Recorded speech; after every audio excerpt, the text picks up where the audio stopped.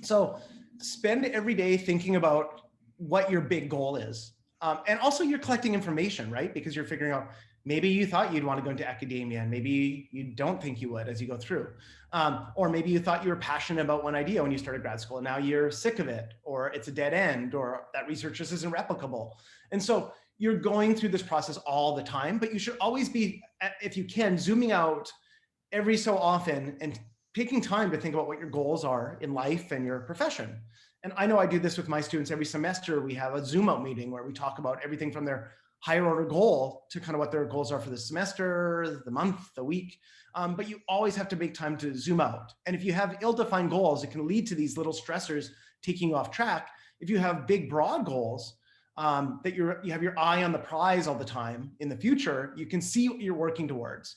And this is something I think that was easier for me because I knew I really wanted to get my PhD. I wanted to go in academia, but if I didn't, I was going to go back and work in government in Alberta or British Columbia.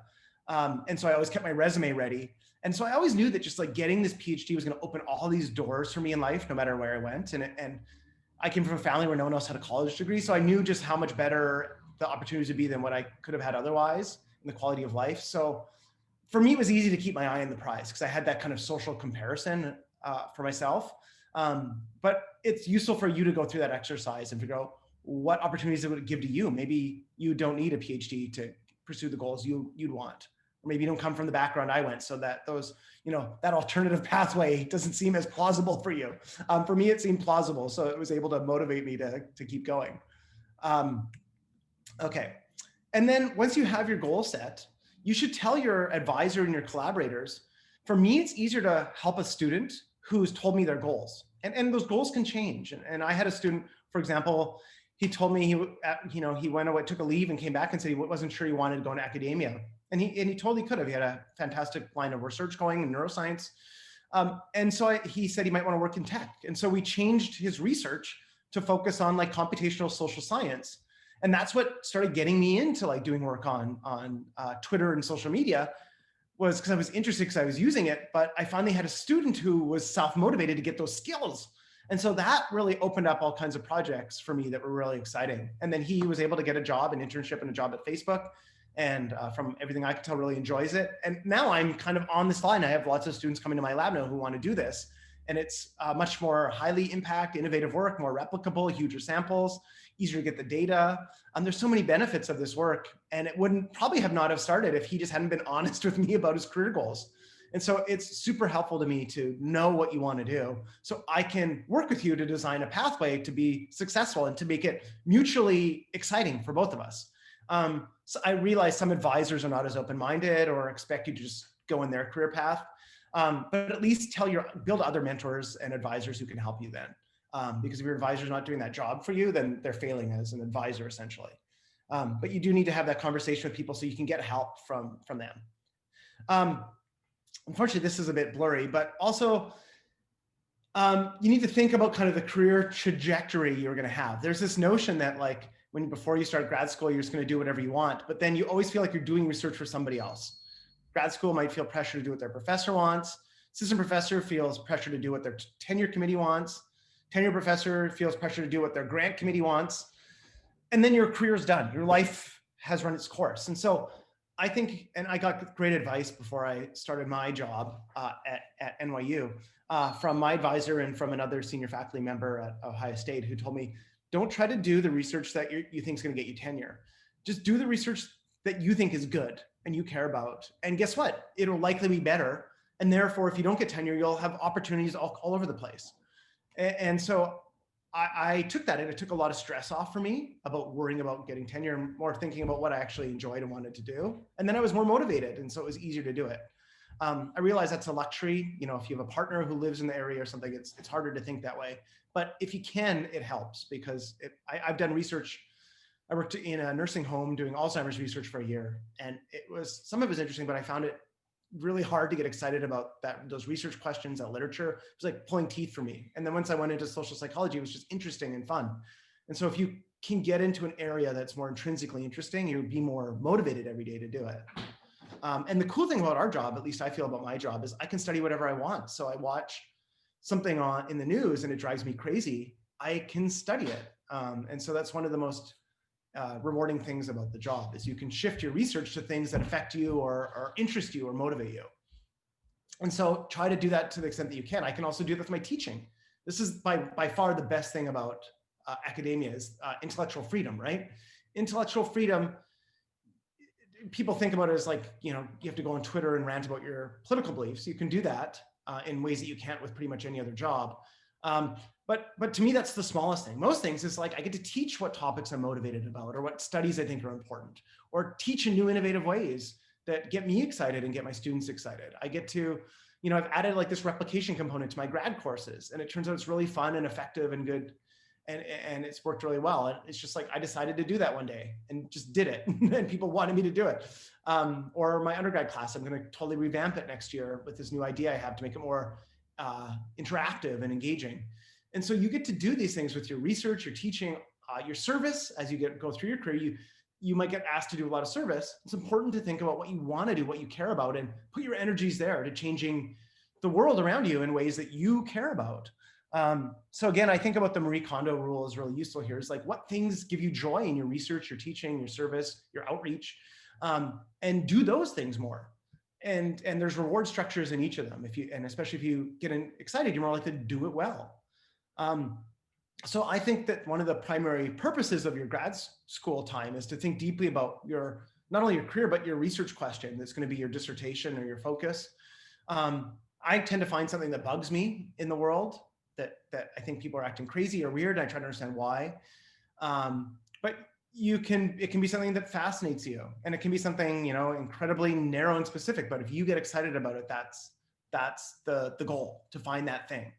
And as I said, if you love your research, there's tons of evidence of the effects of intrinsic motivation on all kinds of positive outcomes, and it will help you get through the rejections and setbacks of your early career, which is full of them. This career really sucks if you don't love what you're doing. But if you love what you're doing, it makes the rest of it go so much easier. So find that intrinsic motivator for you, and pursue your research with passion. If you find that, try to think about how to make it better and more robust and innovative. I also recommend thinking about it, and this was great advice I got from another mentor of mine. Think about it at 10,000 feet and 0 feet. So I think many of the best scholars are people who think kind of in the specifics about the weeds about how to create the good methods and what's the most rigorous way to do it, but also are able to keep their eye on the prize and think about, like, why am I doing this? What's the impact of this? What are the implications of this for theory or for the real world? And people who can do both at the same time often, I think, have the most interesting and impactful research careers. And to do that requires you to be a bit bold. And bold not only in the big, scope of the research question you're asking, but bold in terms of the methods. Larger studies, better measures, more diverse samples. All of those things require a certain amount of boldness just to break out of the routine of like the simplest and easiest way you can do it. And so constantly be trying to, cultivate that sense of boldness in your work. And I often think of it this way: the scope of your research question is the upper limit of your success. So you don't want to start with a research question that, if it finds something interesting or works out perfectly, the potential impact of it is incredibly small. What you want to do is start out with something that, if it works, is going to be amazing. And that your goal is to, it probably won't get there. Your data will be messier than you hoped, or your methods won't work as well as you hoped. But, if you're aiming for the moon, you land somewhere among the stars at least. And so you want to start every project you can by aiming for something really high, that if it works, the impact is really high. And so to do that, you really need to read really widely. I saw this thread on academic Twitter the other day going viral about, like, people don't like reading, as one woman doesn't like reading articles. That's probably one of the most fundamental things you could do in science to understand what the field has said, to be scholarly and make sure you credit other people. But also just to understand what's going on in the field. And I don't just mean reading in your specific area. I mean, it can be reading novels, reading the news. For us, if you're in social psychology, like, reading the news is one of the most important things you could do. You need to be reading things to understand what's going on. The way people traditionally do this is they, look at the top journals in their field. And this is really useful for me in social psych, that JPSP, PSPB, PSPR, JESP. But I always try to make sure I read broader journals, and I don't just read the whole journal. I I subscribe to the emails. I see what's going on in science or nature. One of my other favorite journals is Trends in Cognitive Sciences, Nature Neuroscience, just to kind of see if there's anything interesting to me. Psych Science is a broader journal in psychology, which is useful. Right now, Nature Human Behavior is becoming one of the best journals if you're in the social behavioral sciences. And so it helps you kind of see what are the biggest ideas in other fields around yours. And you can think about how they connect with yours. And a lot of times the most innovative work is interdisciplinary in most fields. So let's go to how to analyze the value of your research. So, sorry, before I forget, the big thing you need to do, even, when you're reading these, you can be reading, science and nature or psych science, trying to think of what's the big topics going on. But you really have to ask yourself, who cares? Because you're the one doing the research. And the two questions I think that are really helpful are, does it make a theoretical contribution to your field? Not just that there's a gap in the literature, but that if this gap was solved, it's going to be an important gap, because there's infinite gaps in the literature. And so when I read a paper and it's like, we're addressing this gap in the literature, it's often not a really compelling motivation for doing a study. What I want to know is, why is this gap important? Is it because there's two big theories who disagree and no one's really pit them against one another? Is it because this is a big, particularly important debate in the field? Is it because there's been a ton of work on this and no one really knows the answer? Or the methods haven't been good enough in the past, or that there's a failed replication and a real replication, so we don't know which is true. So what is the theoretical contribution? So think carefully about what you're doing, and that there is a big, if you can find one, a big theoretical contribution, not just small. There's important times to do smaller, more incremental work, but as you kind of focus on what you want to do, try to think of it in an important area theoretically. And the other thing that I still think is quite important is a practical contribution. There's certain things that are happening in the world that are just important to humanity. And a lot of our research is funded by, citizens, regular citizens. It comes through NSF and NIH and other federal granting agencies. So think also about a practical contribution, because that's going to mean people in other fields might get excited, or that they might have utility to humanity in some way. And so make sure you have a contribution on at least one of these, but ideally both would be the stuff that often tends to be more impactful. And then you have to do some kind of like internal analysis of the value to figure if your research is worth anything. Also try to think of like, if you get a null effect, is that interesting? Because that also adds value. It means you're not always just trying to find confirmatory evidence. The best studies, I think, are ones that where no matter what you find, whether the pattern goes in one way or the other or null effect, it's interesting, because that tends to be the stuff that's most publishable. Nowadays, you can do registered reports where you go through the review process before, and they kind of commit to publishing it because they think it's an important question, no matter what the results are. So I think that's also a great model. That model of publishing forces you to think through the value and convince reviewers before you have any data. Although I do think that there are some findings that have more value than other findings. The discovery of penicillin, just that discovery itself was so incredibly valuable to humanity that not finding penicillin would have been a lot less interesting to publish than finding penicillin. So all of these things matter, but you have to think through them and do it yourself to think the value. And I like to use, I grew up in Northern Alberta when this was the world's best hockey player, Wayne Gretzky. And if you don't know him, he was undersized, he was small, pretty skinny, wasn't the fastest skater, didn't have the best shot, and yet is by far the best player in the history of the game by multiple standard deviations. No one's close to him. And when he was asked why he was able to be successful, he had this amazing quote, I thought, which is, "I skate to where the puck is going, not where it's been." And his dad taught him this when he was a little kid. And what this is telling you is there are certain hot topics in science where everybody goes, and it's kind of like when I watch little kid like soccer games, like all of a sudden you see like 20 kids surrounding the soccer ball. But the kid who's going to score is not in that scrum of 20 kids. That's the kid standing in front of the goal. And if the soccer ball happens to come out their way, they kick it in. And so this was the Gretzky Principle. And I think it's a nice compliment to the Marie Kondo Principle, which is like thinking about what gives you joy. Also think about where the field might be in 5 or 10 years. And if you can develop a method or get to a scientific debate or have something to say before other people realize it's important, it's going to have far more impact, because then that will be the crowded area in the future. It's hard to do that. I'm not going to say it's easy, especially if you're early career, but it's really easy to get on trends and do what everybody else is doing. It's much harder to think about what's going to be big in the future. But if you can do it, that's a really important way of thinking about what will be impactful. Okay, and so how can you do that? So There's these 3 great questions that Psych Science used to have. You had to complete these questions before you submitted the paper. The first question was, what will the reader of this article learn about psychology they didn't know before? Why is that knowledge important for the field? And how are the claims made in this article justified by the methods? I thought these were just a great exercise for any time you're going to submit a paper or do a project. What will be known? What's going to be learned by this? Why is this important for the field? And are you using the right methods to get at it? There's also a really nice paper I recommend called That's Interesting, Towards a Phenomenology of Sociology and a Sociology of Phenomenology. And it just reviews a history of ideas in sociology and includes some in psychology and talks about why they were interesting, because they were counterintuitive or went against a paradigm in the field. And so I recommend reading this to give you some intuitions about just the history of science of why people found certain ideas interesting and impactful. Another thing that I think can be helpful is think about there's this interesting book on the business of blockbusters. And so why do film production studios make blockbuster films? Because they cost an enormous amount of money and a lot of them can lose money. But for every blockbuster film they produce, it has all these additional benefits. So if your studio produces Avengers, you don't just make the money from the box office, you get to sell like billions of dollars of toys and video games. And then what happens also is you build the reputation of the studio, and then you have better directors who are willing to come work for the studio. You have better actors and actresses who want to work with the studio. And so you get all these kind of additional secondary benefits.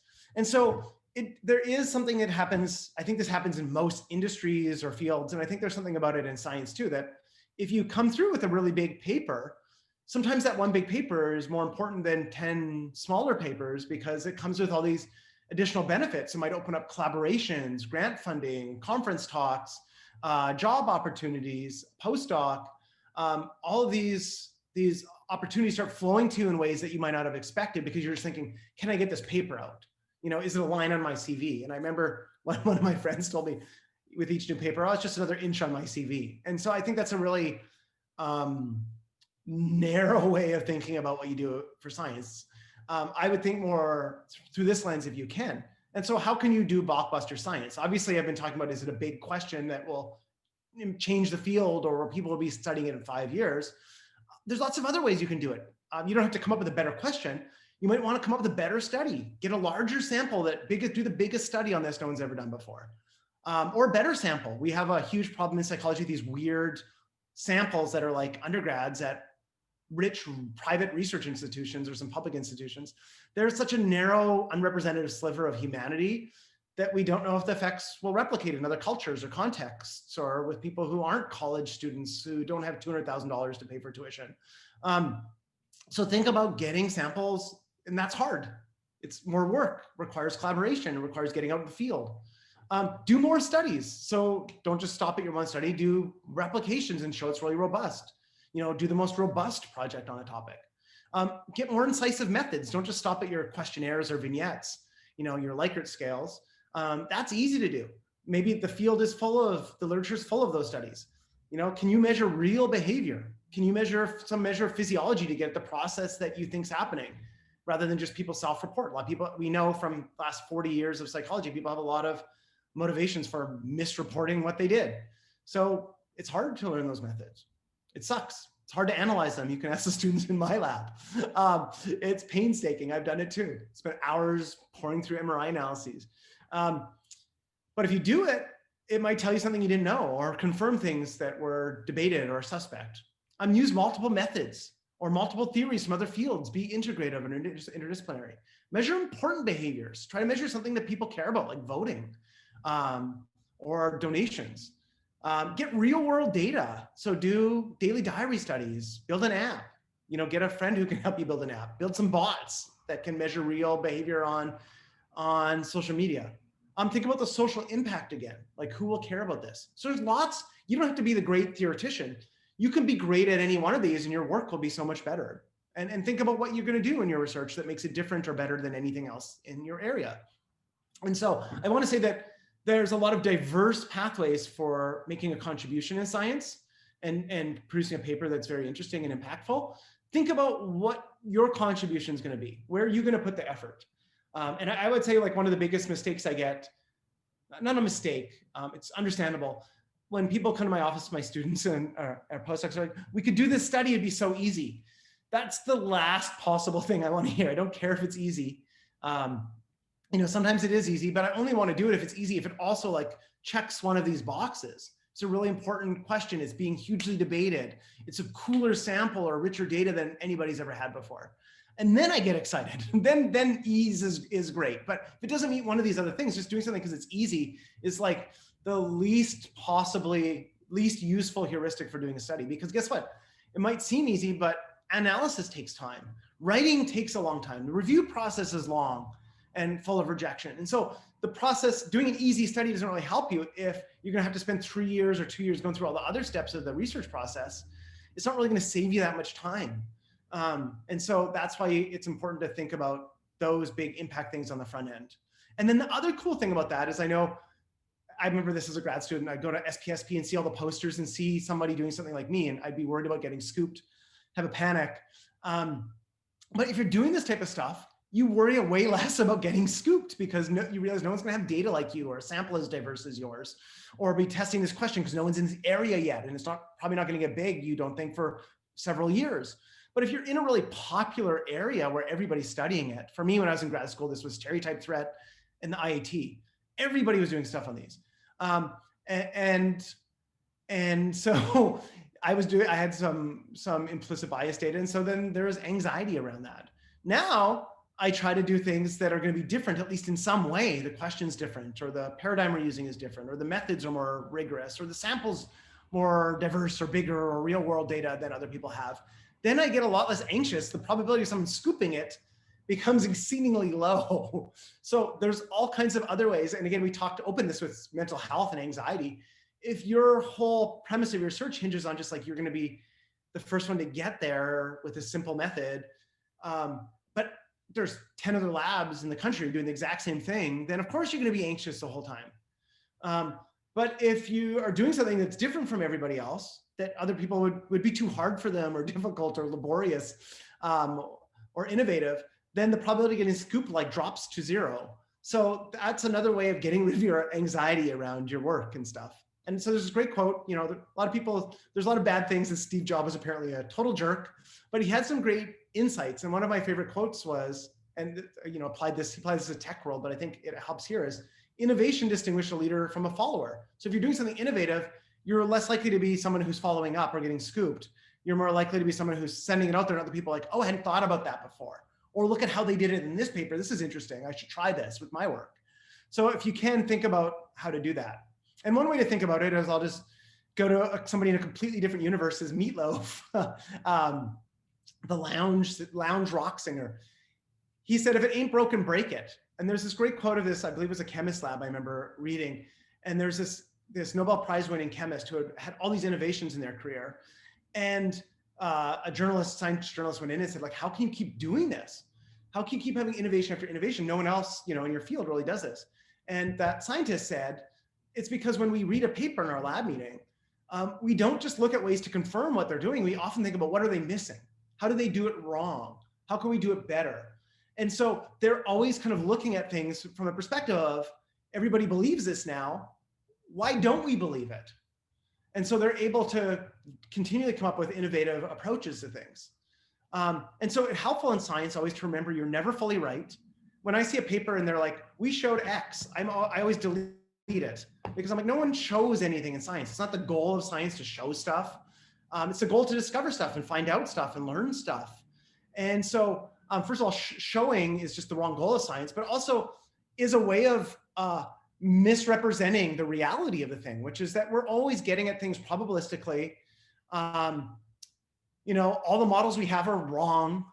And so there's always going to be someone who's going to come around later and get it more right than we had. And so it's helpful for us to spend a lot of time thinking about why we're wrong, or why the literature is wrong, or when we would expect the opposite, under what conditions, or why might we expect the opposite. And this is the famous philosophy of science called perspectivism, where comes from the seventh cone, which is the great truth. Any great truth is the opposite of any great truth is also true. And there's a great paper on this by Mahzreen Banaji. She wrote a chapter about her own students in her lab over the years. And her, most people write these chapters summarizing their work and how it was all correct and how there's this great rich body of literature, and how it all weaves together. And that's like 99% of chapters. She wrote a chapter which was the exact opposite. It's one of my favorites, from a philosophy of science. She talked about, from her advisor, one of her mentors, Bill McGuire, taught her to think from the lens of perspectivism. And she went through student or postdoc in her lab after student who came to her with an idea that contradicted her beliefs about implicit bias. And she didn't agree with them. So they would run a study and the student was right and she was wrong. And it was like a great example of intellectual humility, but it's also a really powerful model for science. And so she's had amazing student after amazing student in the field who've done innovative work and been, gone on and had their own labs and done interesting follow-up work. And a lot of it is because she just like encouraged this culture or supported them in various ways to engage in disagreement and do critical studies to test out whether they were right or she was right.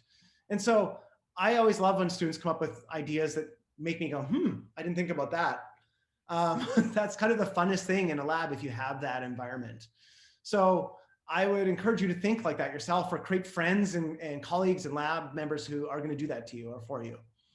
And then the final thing I want to say is, a lot of this has been pushing against the way we normally do science. I'm going to make a case also for why normal science is actually great. Not all science pursue risky, paradigm-changing ideas, or should. A lot of major discoveries are made possible by frameworks laid down by very careful incremental advances of their peers or by their earlier work. So you can still make a great advance by being careful, thoughtful, linear, programmatic, incremental. So I want to say that that's something that I think you should do too. I actually think you should do both.